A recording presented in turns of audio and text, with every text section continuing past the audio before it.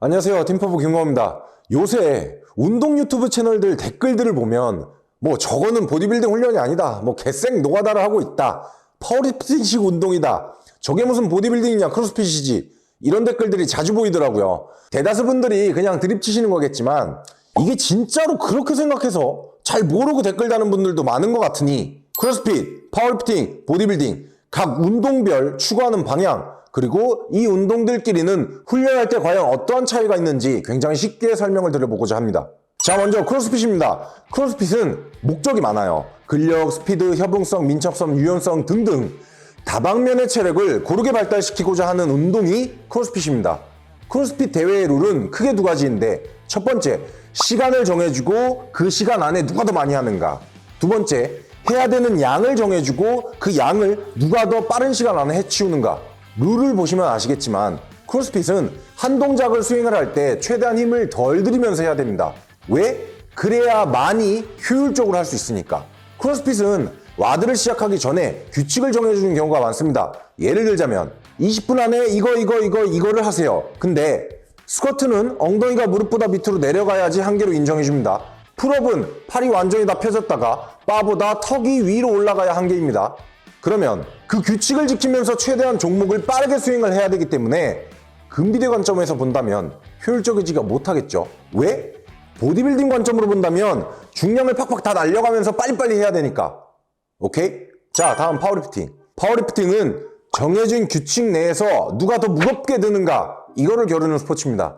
데드리프트로 예를 들면 바닥에서 시작해서 일어났을 때 몸이 다 펴져 있어야 하며 몸의 중심선보다 어깨가 뒤로 가야 한계로 성공입니다. 라는 규칙을 지키면서 어떻게든 들어 올리면 됩니다. 무거운 무게를 잘 들어야 하기 때문에 근력, 협응성이 중요할 것이고 특정 근육을 타겟으로 훈련을 하는 게 아니라 온 몸에 있는 모든 근육을 동원해서 무게를 들어 올리는 데 포커스를 둡니다.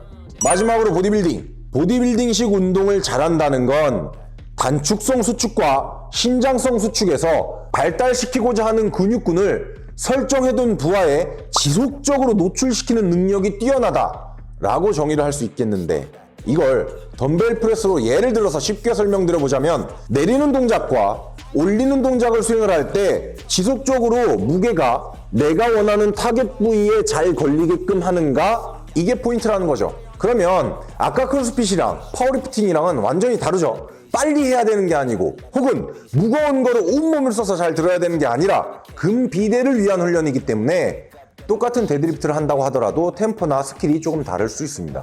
여기까지는 운동을 조금 좋아하시는 분들이면 거의 다 아는 내용이죠. 근데 많은 분들이 오류에 빠져 있는 게 있어요. 진짜 그 고립이라는 단어에 고립돼가지고 보디빌딩은 네거티브를 흔들림 없이 천천히 꾸덕꾸덕하게 하면 무조건 잘하는 거, 힘차게 밀거나 혹 빠르게 당기거나 템포가 빠르고 난리듯 운동하면 잘 못하는 거, 이렇게 아주 그냥 단순하게 생각을 하는 사람들이 생각보다 많아요. 그러니까 네가 그처럼 운동 안 하는 사람은 보면 쟤는 보디빌딩 안 하고 생 노가다를 하고 있네 그냥 이래버리는 거야.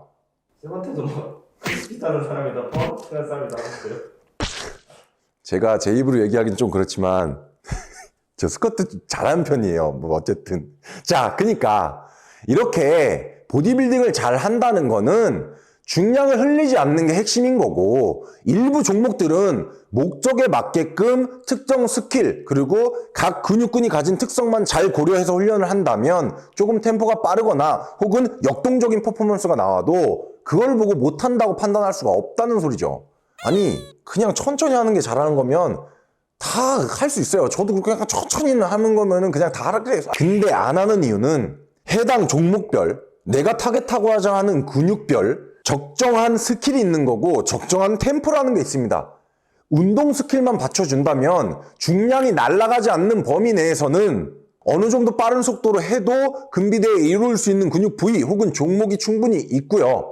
천천히 하는 것만이 장땡이면 저도 그냥 천천히 할 수 있어요. 천천히 하는 게 뭐가 어렵다고.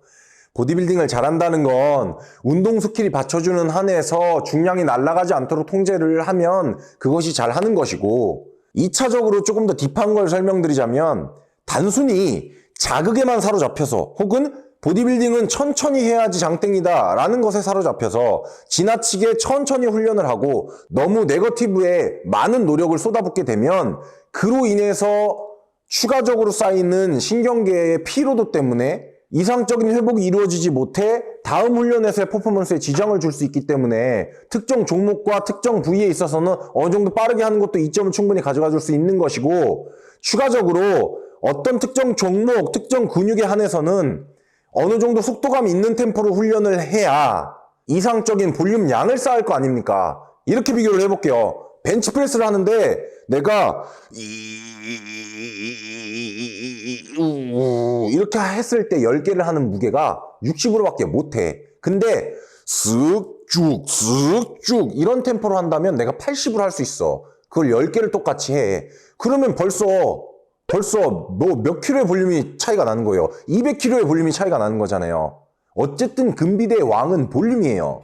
그렇기 때문에 내가 분별력만 있고 판단 능력만 있으면 조절을 해가면서 이런 식으로 어떤 거는 천천히 하고 어떤 건 조금 속도감 있게 해서 어떤 게 더 근비대에 이루어질지 여러 가지 저울을 재본 다음에 이상적인 선택 방안을 해서 훈련을 진행하는 게 보디빌딩을 잘하는 거지, 냅다 천천히 한다고 잘하는 게 아니라는 겁니다. 그냥 단편적인 거에만 사로잡히지 마시고 조금 더 다양한 시각을 가지고 조금 더 다양한 변수들을 고려를 해서 자신의 프로그램 혹은 자신의 운동 동작을 구현해낸다면 조금 더 멋진 몸을 만들 수 있을 거라고 생각을 합니다. 제가 오늘 이렇게 설명드린 특정 종목, 특정 근육군에서는 조금 더 빠르게 해야 되는 것들도 있다.